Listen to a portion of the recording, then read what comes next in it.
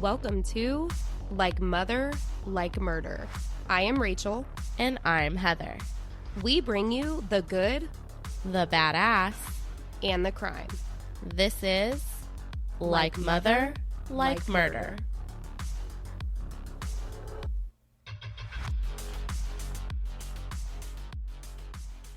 Hello, everyone. Welcome to Like Mother, Like Murder, your favorite true crime momcast. I am Heather, one of the hosts here on Like Mother, Like Murder, where we normally cover mom-related content every week. So to everyone who is returning, welcome back. Always happy to have you. And for those of you who are new here, glad to have you here. And you caught us on a good week because while we normally talk mom-related true crime, today is actually an extra special episode. We have a little mix it up with our hosts. So Scott, say hi. Hey guys. As you guys might have guessed, that is not Rachel. It's not Rachel with a cold. Do your best Rachel impression, Scott. You don't want me to do that. Yeah. So we have Scott from Beyond the Shadows podcast, and we're doing a little swap around. Scott is going to take over, tell a story here on Like Mother, Like Murder, and my lovely co-host, Rachel, is going to be behind the mic over on Beyond the Shadows, telling a case to Ryan, who is your other half of your podcast duo. Absolutely. This should be fun. Yes. I've been looking forward to this. It's going to be a good time. And if you guys are not new here, you guys have heard us talk about Scott and Ryan plenty. You guys have heard us talk about Beyond the Shadows before. But for anyone who maybe this is their first time, they haven't heard about Beyond the Shadows, Scott, please introduce yourself. Tell us a little about the podcast. All right. So I'm Scott, one half of Beyond the Shadows. Ryan is my cousin and co-host. And we do a podcast. It's all about everything, really. I can't even narrow it down much anymore.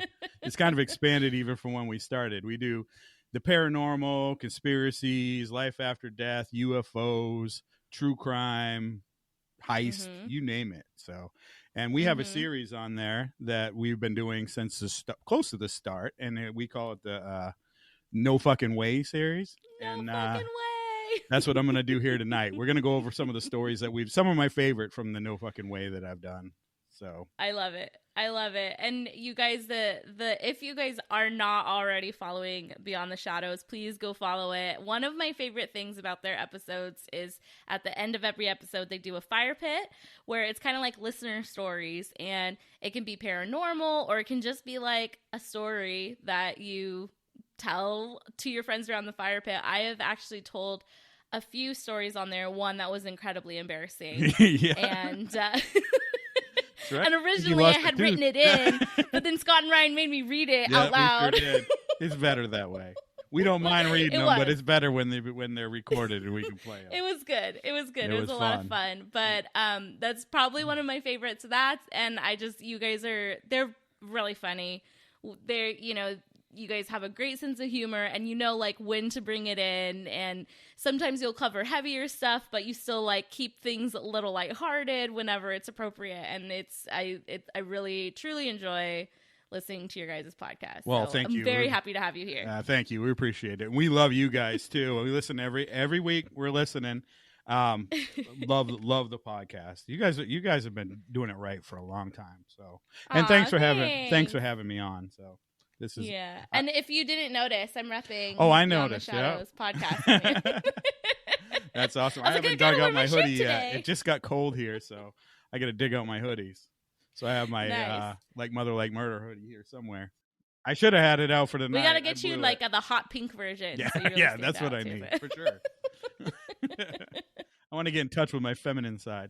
There you go. Everyone could stand to do that every once in a while.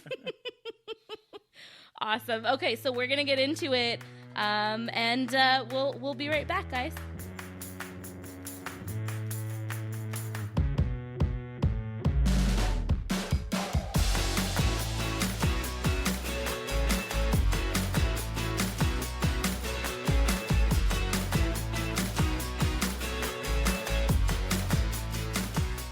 All right, Scott. So hit us with the no fucking ways.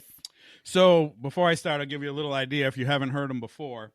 Our series No Fucking Way is basically, it's a series where we each, usually me and Ryan, go back and forth. We've done some with Like Mother Like Murder, and we've done some with other podcasts. But what it is, it's the kind of story when you hear it, you're like, no fucking way that's real. No way that happened. But we only do stories that are real. It's all supposedly fact. I mean, I guess it could be some people lying, but yeah, it's something that just leave you scratching your head or just like, wow, no way, no fucking way that happened. So I dug down deep into some of the older stories, and I got a few here that were some of my favorites. So got 3 of them for you tonight. Nice. So we're going to start off with Frane Selleck. Frane Selleck is known to be the world's luckiest unlucky guy. Frane was born in Croatia in 1929. He grew up to be a music teacher and lived a very normal, average life. Until one day in 1962, when Frane was traveling on a train leaving Sarajevo. This is something else you'll know about me. I can't pronounce names or places. That's it. Sarajevo. You know what? If they're used to it on our side too, because we struggle with like the names and we have no idea where anything is, like geography wise. I was just about to ask you where Croatia is. Like I have no Brian's idea. not here. That's his job. He can point stuff out on the map. We're gonna have to do another swap, right? He picked the wrong 2 to put together. Anyway, Sarajevo. He's on the train when the train jumped the tracks and plunged into an ice-cold river, killing 17 people on board. Frane suffered a broken arm, but was able to swim to shore, where he was cared for by emergency personnel, treating him for hypothermia. This was the start of several unbelievable events for Frane. Again, in 1963, he decided to take his first ever plane trip. He had received word that his mother was ill, so he boarded a plane to head to see her as soon as possible. When the plane was in flight, almost to its destination, a door on the plane blew open, sucking Selleck out into a free fall back to Earth. Selleck fell onto a haystack and survived the fall. That's so much a cartoon. It's not even funny. That's exactly what I was saying. This is like out of a cartoon. Like every Bugs insane. Bunny cartoon you've ever seen. The people on the plane were not so lucky when it eventually crashed and killed 19 people, including the pilots and the stewardess. Oh my God. In 1966, Frane was back at it again, this time on a bus. When the bus careened off the road, and once again, Frane was sent crashing into the river. He was able to swim ashore, but not everyone was so lucky. 4 people on the bus drowned. Frane escaped with mere scratches and bruises. Nothing happened to Frane after that for almost 5 years, until one day, while driving around in his car, when it burst into flames. He just barely escaped before the entire car was completely engulfed in fire. Because Frane had gone 5 years, one death scare wasn't enough for that year. In the same year, Frane was walking down the street and was hit by a bus in Zagreb. I think I got that right. Zagreb. He only sustained minor bruises. After getting hit by a bus. He was hit by a bus. His car lit on fire. He's gone into the river twice, and he survived a plane crash. And he literally fell sucked out of a plane. Oh. Then, in 1973, Frane was at a gas station where a malfunctioning fuel pump was leaking under his car. The fuel caught fire from Frane's running engine, engulfing it in flames. He barely escaped, but only suffered singed hair. In 2003, Frane was driving through the mountains when he drove around a corner and saw a huge truck coming straight for him. To avoid a head-on collision, he crashed through a barrier, sending his car over a 300-foot cliff. He was able to jump from the car and grab a hold of some trees hanging from the side of the cliff. His car smashed to the bottom and exploded. Oh, my God. So, one day, in 2003, Frane's luck changed. Frane wasn't driving or riding anything this time. Actually, Frayne purchased a lottery ticket. And you guessed it, it was a winner. 6,000 pounds at the time, which was 1 million US. Oh, damn. Frayne Selleck, the world's luckiest unlucky guy. Oh my gosh. Can you imagine? Literally every single instance makes me think like this is my worst nightmare. Like this is Right? what whenever you're like, I'm in a plane, I'm like, what if the door flew open? When I was younger and like they had to remind people not to smoke at gas stations, Yeah. you know, like I always think about that kind of shit. Every single scariest possible thing that could happen to you happened to this dude. and That's insane. it was just a normal day for Frayne. Poor guy. Yeah, no it makes shit. me think of Unbreakable. Did you ever see that? Oh, movie? yeah, that was a great movie. I love That's that. seriously what it makes Yeah. me think of. Someone's like setting this poor guy up. Yeah, no doubt. No doubt.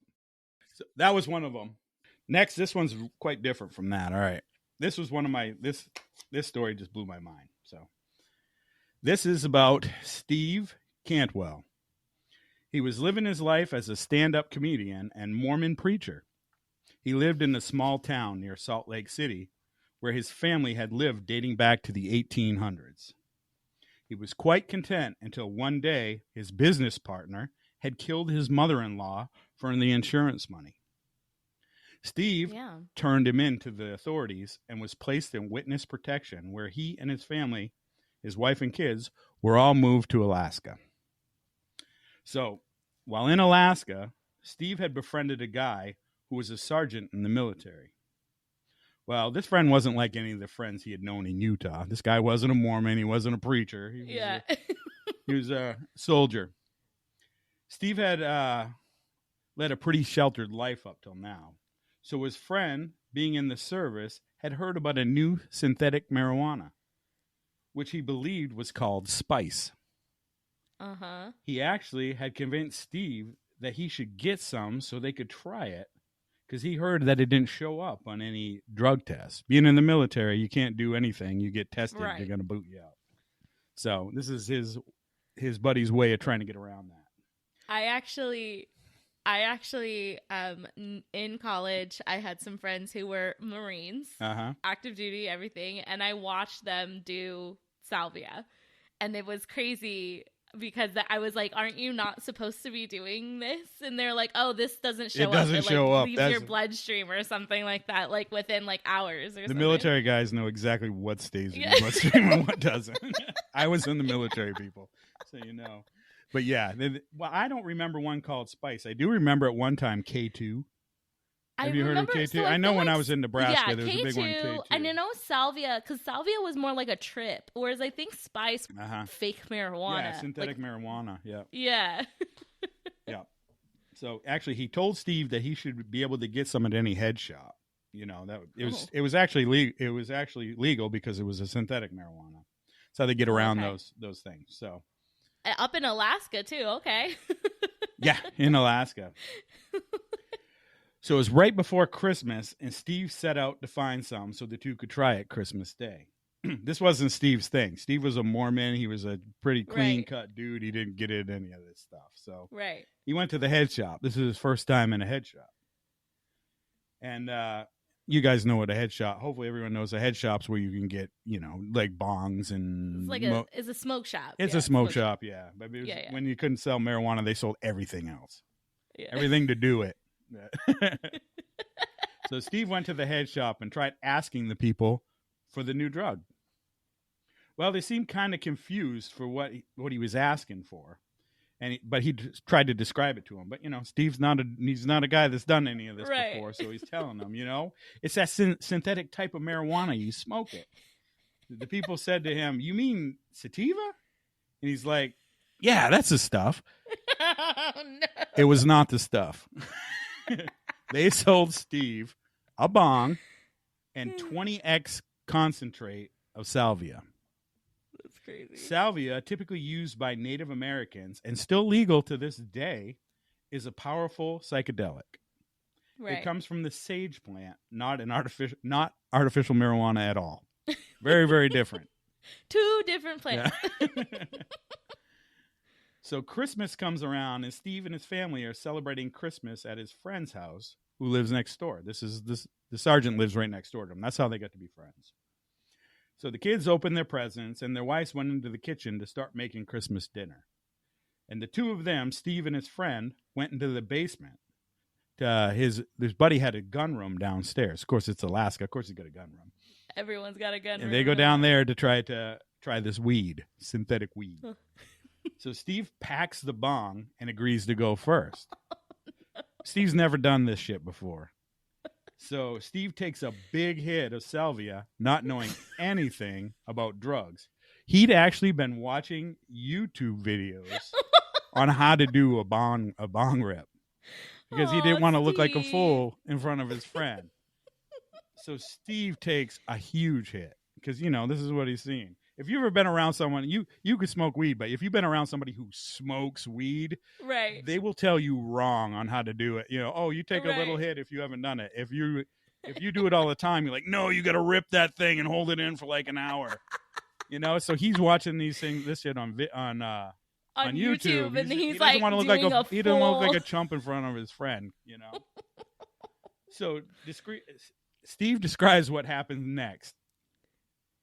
He felt that the molecules in the floor no longer had anything to do with the molecules in his feet.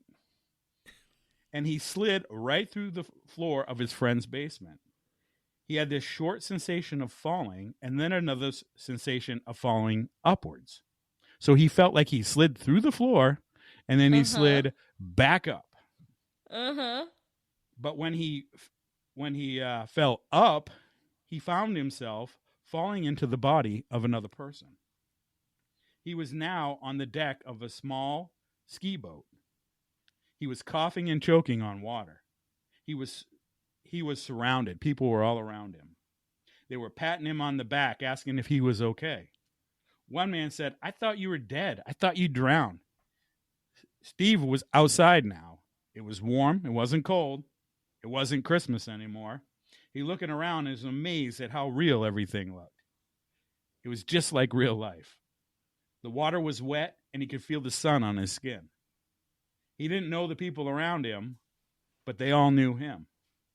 He was a different person. He looked down, and he could tell that he looked slightly different, but it was hard to tell. Steve starts laughing, and he tells the guys, "None of this is real.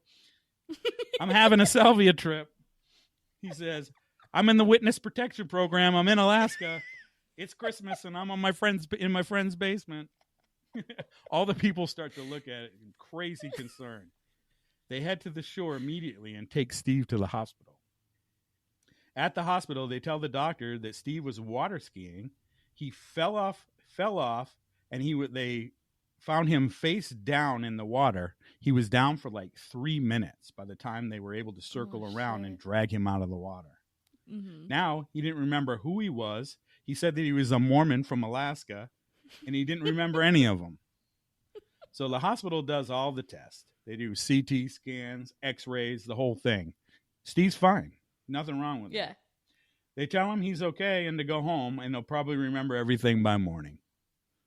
And it's not like they can test for Salvia, right? Right? Exactly. Is that a system? It was not working in his favor at all, is it? And if everything isn't okay, call them tomorrow and they'll do some more tests. Reassuring. So it's now been hours, and Steve can't believe how long this Salvia trip is going. He's wondering what is going on in Alaska. It's been like 5 hours. My family must know by now that they must know that he done drugs and he's just ready for this shit to wear off. And I've been there, just waiting for that shit to wear off. Well, and Salvia's not supposed to last that long. Salvia is a really short trip. It's a real short trip, like a minute or so, I believe. Yeah. Yep. So his new friends, none of them that he can remember, but they all claim they've known him all his life, that they went to school together. They bring him back to his apartment, what they say is his apartment. They use the keys that he has in his pants to unlock the door and let him in. The apartment has clothes that fit him. There's pictures of him with these people on the walls. This is his place. His friend makes a comment, "Okay, we'll see you tomorrow. Try to remember us." And then they leave. Steve just sits on the couch and continues to wait for the Salvia trip to end. This time he looks through old yearbooks, looking at old pictures of himself, but it's as real as every day. He lives in Tyler, Texas, a town he's never been to before, but now is told he's lived there all his life.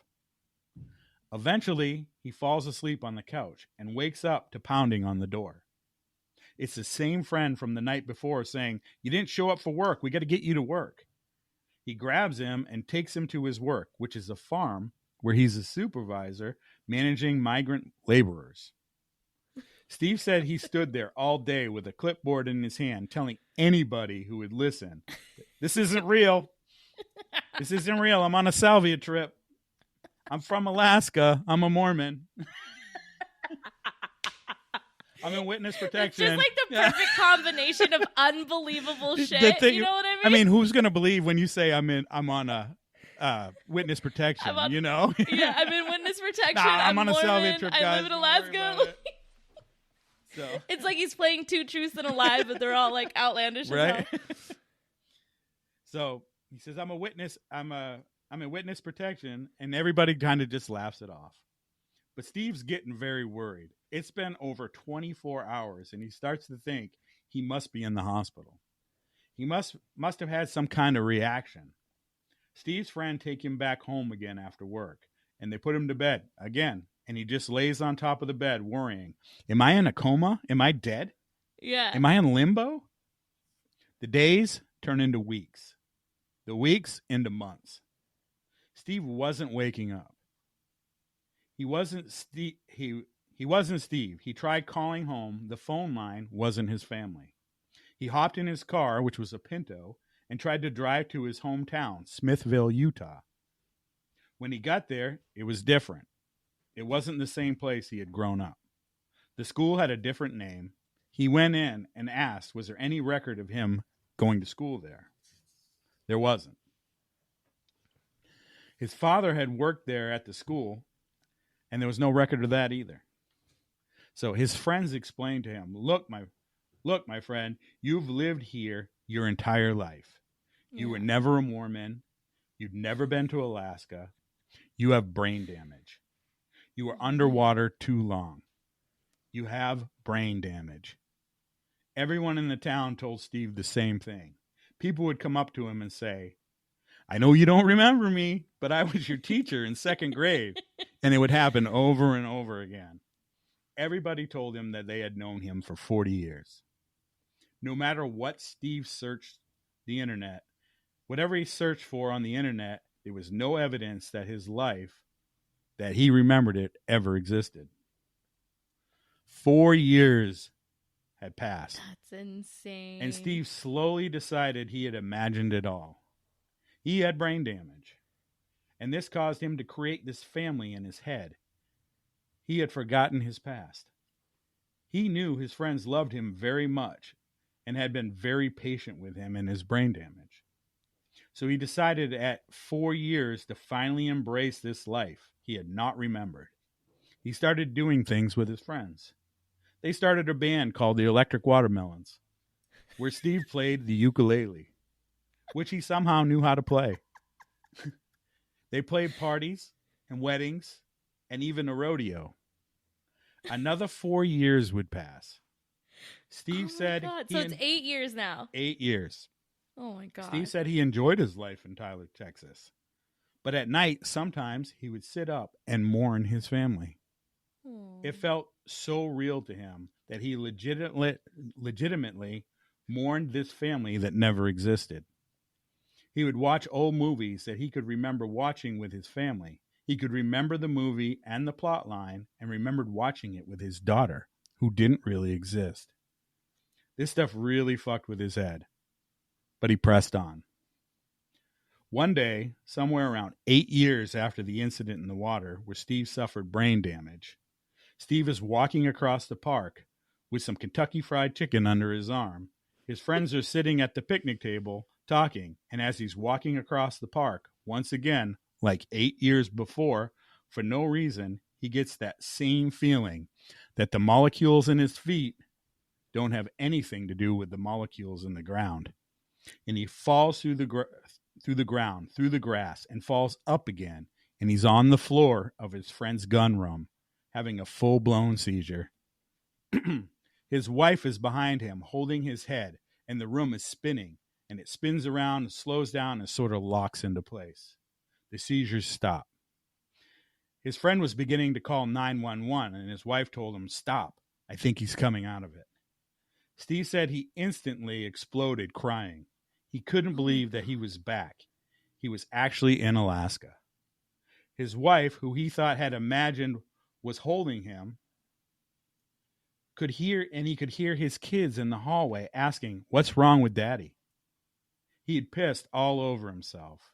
He instantly began telling the story about how he had spent the last 8 years in another life. How he had thought he had imagined them. His wife told him, "Shut up, you're ruining Christmas." She couldn't believe he was down here doing drugs. Steve cleaned himself up and borrowed a pair of sweatpants from his friends and goes and eats Christmas dinner with his family.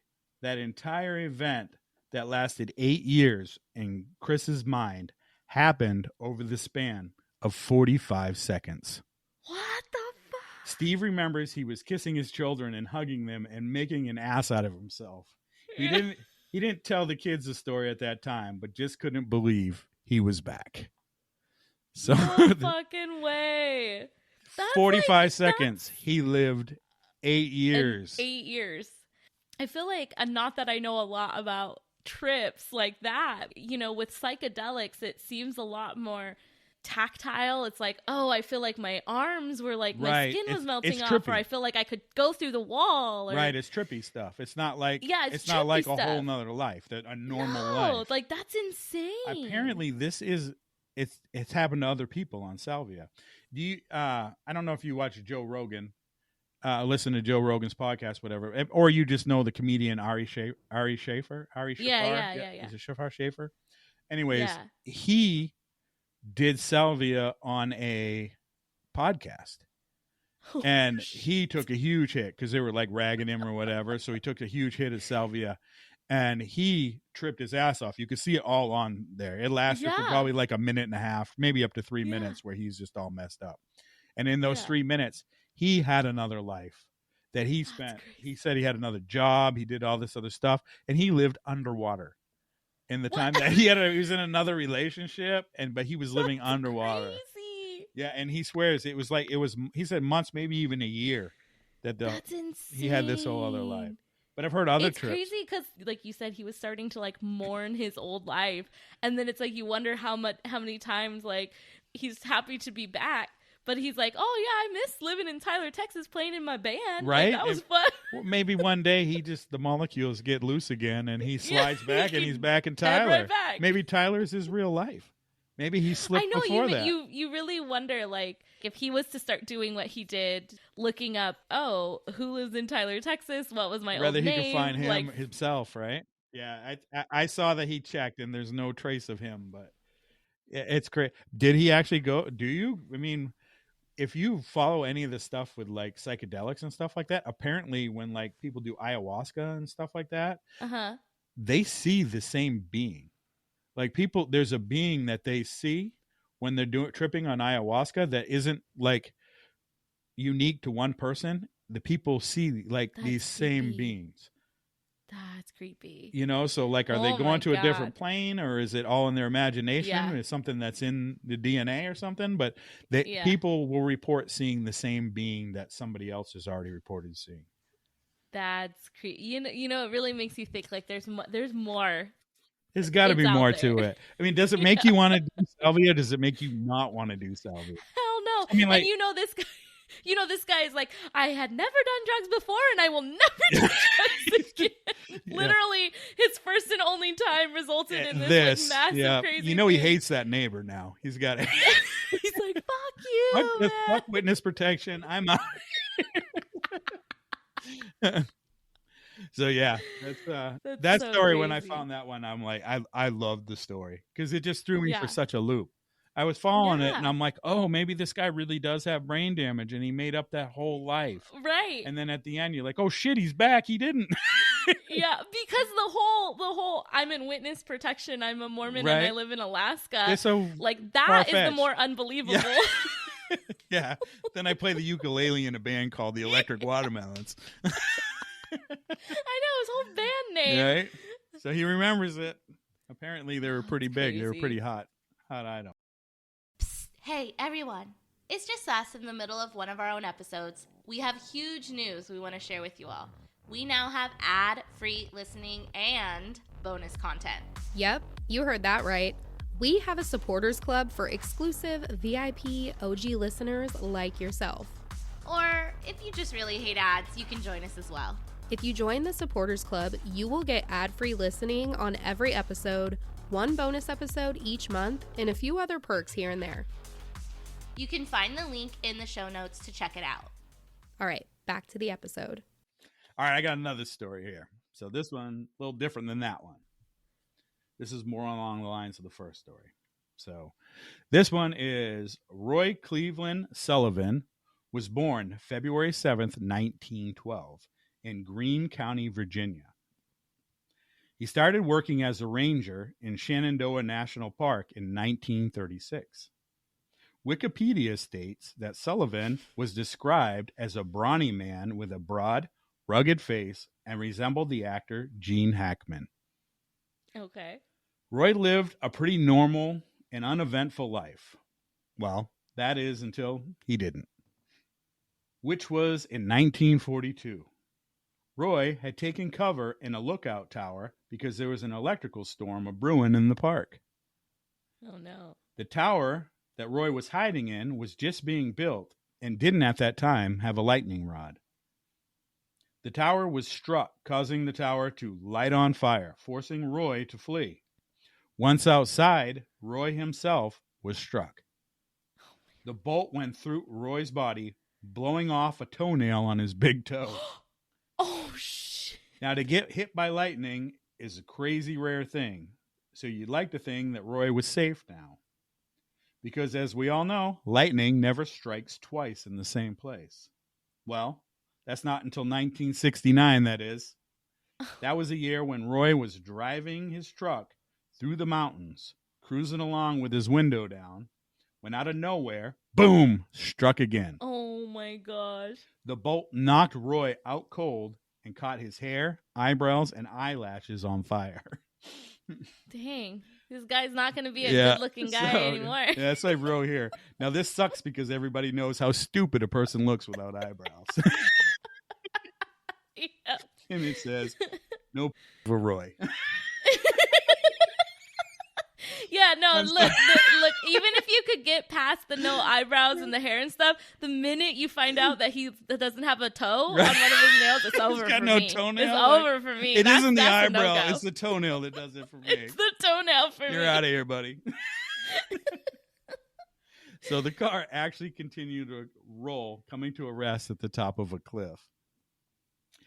By 1970, Roy had regrown all his hair and was tearing it up over town. All What about over the town. toenail, though? I probably and his toenail. We'll give him his toenail. Okay, all right. He gets a free one from us. One day, while walking out the front door of his own home, God said, "Boom, tag, you're it," striking Roy for a third time. God. This time, Roy was struck in the left shoulder, causing severe burns. Oh, man. In 1972, Roy was back at work at the ranger station when it was hit, and his hair was lit ablaze. He ran to the bathroom and used a wet towel to put out the flames. At this point, Roy honestly began to think some kind of evil force was following him. Yeah. And I would too. I would too. Yeah. They say he even began to carry a water bottle around with him just in case he got hit. He could use it to put out the flames. Poor guy. Poor Roy. So in 1973, maybe things would be different. You know, new year, new Roy. Well, Roy was driving down the road when he saw a storm cloud approaching. This was just all too familiar for old Roy. He hammered down and tried to outrun the storm. When he thought he'd done it and was clear, he stepped out of the truck and, yep, you guessed it, Roy kebabs for dinner. The lightning passed through his body, searing his legs and searing his hair. But once again, Roy survived. Oh my God. This is all true, too. That's This isn't just insane. like some crazy story. This is all verifiable. A few uneventful years of Roy looking at the sky and hoping maybe, just maybe, it was over. No more 3 million volts of electricity flowing through my body. But as time ticked by, 1976 was 3 years since the last. Roy was walking along a trail within the park, just a mile from where he was struck the last time, and once again, lightning struck. Oh my. And Roy was the rod. This time, injuring his ankle and burning up 3 years of growth on those lovely locks. No. After the 6th strike, Roy started to think something was wrong with the park, and he decided it was time for him to retire. I would have retired after the first time, man. Maybe right? the 5th time. I don't know. Maybe 5's the limit. Not for Roy. 6 was the limit. No more for this Spark Ranger. Roy and his wife soon after moved to Virginia to a town by the name of Doom. Oh, yeah. You want to move That to would Doom work out after well you've been for you. struck with lightning 6 times. I'm headed to Doom. It's got to be safe there. You're asking Yeah. for it now, man. It's got to be safe in Doom. So June 25th, 1977, Doom, Virginia. Roy wakes up early to do a little fishing. He goes to a nearby pond. Old Roy was slaying it. But the sky was overcast. Roy began to feel a little strange. The hair on his arms stood on end. He instantly struck on the head, passing through his body, and he ran towards the car to take cover. At the time, a bear came rolling out of the woods looking hungry after probably smelling Roy's sweet cooked meat. Stop it! The bear began to eat all the fish that Roy had left when he fled. But Roy wasn't having it. He got out of his car and chased the bear away with his hair still smoking. This time, the lightning strike caused Roy to lose hearing in his left ear. This made him aware that there was nowhere he could go that he'd be safe, not even in, get it, Doom. Doom, yeah. Then one day, a miracle would happen. Well, at least for Roy. While outside with his wife hanging clothes on the clothesline, a storm rolls in. Almost instantly, lightning strikes. But Roy, ducking and weaving, managed to escape as the lightning struck his wife.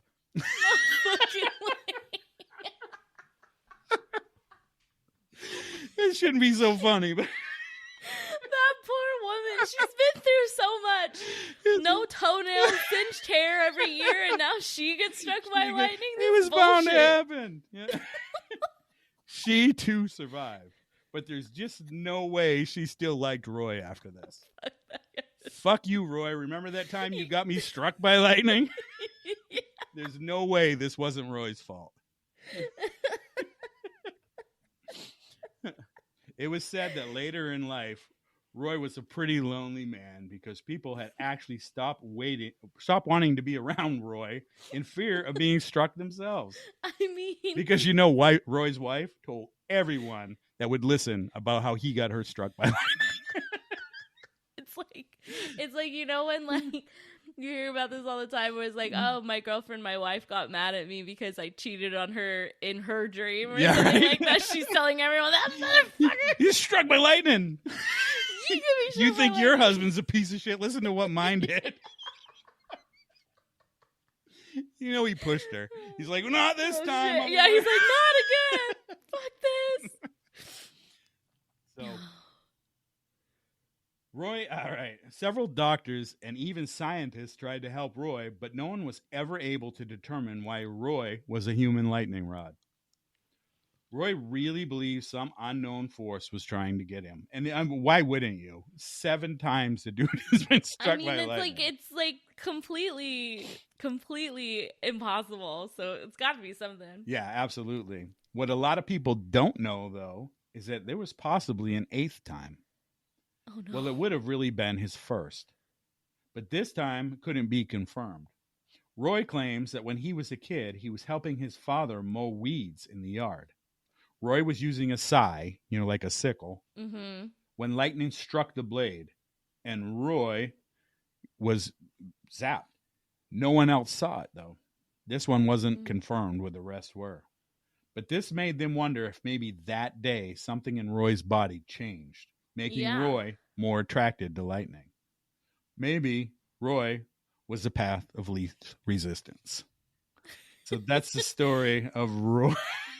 Poor you Roy. Have to wonder, there's got to be something going on with body chemistry that, maybe the first one, to change some molecular structure of his body. It had to have. That poor guy. Maybe Did the he molecules win in the his lottery? feet. Yeah, right. Yeah. He didn't win the lottery like Fran. So sorry, guy. Yeah. Sorry, But guy. maybe the molecules in his feet didn't match with the molecules in the grass. He's going to wake up tomorrow and realize that this whole lightning thing has been a salvia trick. That would be nice to find out, wouldn't it? So he's like, I'm in witness protection. I live in Alaska. I've never been struck by lightning. No, I'm a Mormon. Mormons don't get struck by lightning. God loves us. Oh my God, those were good. I obviously listened to you guys, so I remember the generalities of those stories, but you forget the details, how absolutely ridiculous some of these are. Oh yeah, it's me pretty too. Insane. I forget a lot of the details of these stories. I mean, I remember getting struck by lightning, but I'm like, what's this? I'm reading them and I'm like, wait, he got struck again? Oh, again? Yeah. Oh, 8 times? Okay. There's supposedly someone out there, I think, that's been struck 14 or something like that. He's not even the most. So there's there's someone who's been struck even more than old Roy. They need to test these guys. That's insane. Oh need my to stay gosh. inside, I guess. I know, but why? I mean, he was in his car and he still managed to get struck lit on through fire. the window. Yeah. Oh, poor old Roy. Oh, I was looking for one of the other stories that I had, and you guys can find, if you ever go check us out on Beyond the Shadows.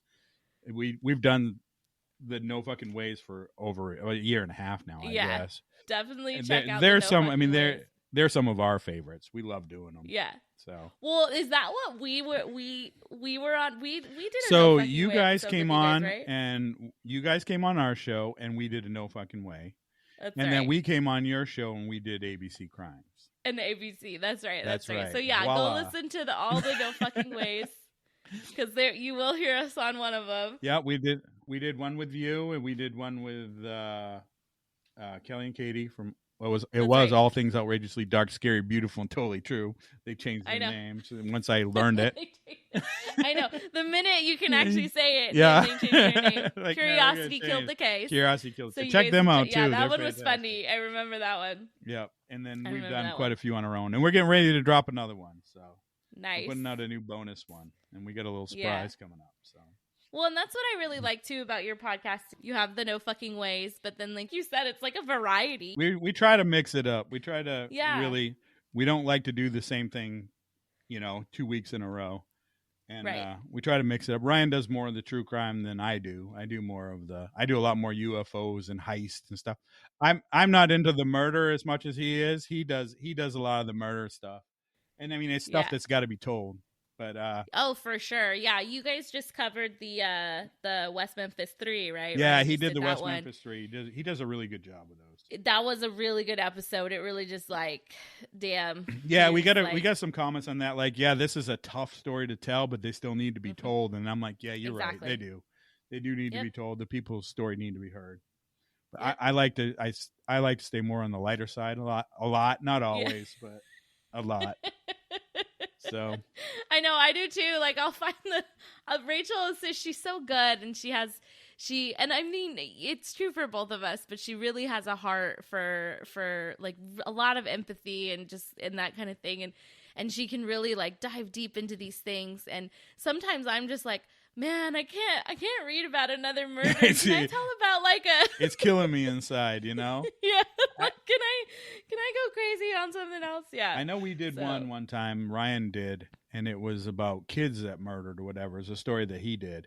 And we were doing it the whole time, and we was getting darker and darker and darker. And we're like, I remember telling him like, this one is dark. And he's like, yeah, I don't think I'm going to do this one. We never put it out. We've had a few that we've done that we've never put out. But that was one of them. But I mean, it's still a stories that it was good. It was a good episode. It's just at the time we're like, this is so dark. Yeah, you know, exactly. Yeah, but I mean, there's some people like that. So yeah, try to mix it up. I mean, there's definitely an audience out there for it. Absolutely. Our show's in 3 segments. We do the news, then we do the story, and then we have a fire pit at the end. So if you guys want to check us out, if you have a story, we would love to get our hands on your stories for our fire pit. So the fire pit, it can be a paranormal story. It can be, it could be a UFO. It can be something that happened to you with an ex-girlfriend or boyfriend or anything like that. Anything that's crazy that you would talk about with your friends in front of the fire pit. I literally told the story of being drunk in college and losing my front tooth. It's a great story. Yeah. It is what it is. No, you guys should definitely send it in and Beyond the Shadows 207 at gmail.com. Yeah, Beyond the Shadows 207 gmail.com. You can check us out on it. We got a big Instagram page and we've got a Facebook page. We don't do much on TikTok anymore. It's just hard to keep up with all of them. But it is hard to keep up. Rachel, I'm lucky that Rachel keeps up with a lot of it more than I do. So I'm lucky. Yeah. And well, thank you guys for coming on, for doing the episode swap. Oh, thank you. If you guys miss Rachel this week, she is over on Beyond the Shadows. Yep. Those will be coming out around the same time, I believe. And, you go over there and check her out. She's doing a story with Ryan, so it's always. And then we might next year, maybe we'll just switch it again. And, for sure. You and Rachel can do one. Yeah, absolutely. We got to do that. We'll keep giving them to him. Ryan can come tell a true crime on here. Yeah, absolutely. But thanks for having me. Yeah, of course. Thank you guys for doing the swap. You guys all know we talk about Scott and Ryan if not every episode, every other episode. Yeah, we love you guys too. It's nice for us to finally get you guys on here again, and because it's been too long. It's been a while. Yeah, time goes by quick. Yeah, glad that you're here, and next week we will be back with some regularly scheduled true crime mom stuff, but every once in a while we need our palate cleanser. So I appreciate you bringing that for us this week. Oh, well, thanks. Hope you guys liked it. You know how we sign off every episode, right? I do. I do. All right. Are you ready? I'm ready. Okay, love you. Bye. Okay, love you. Bye. Nice.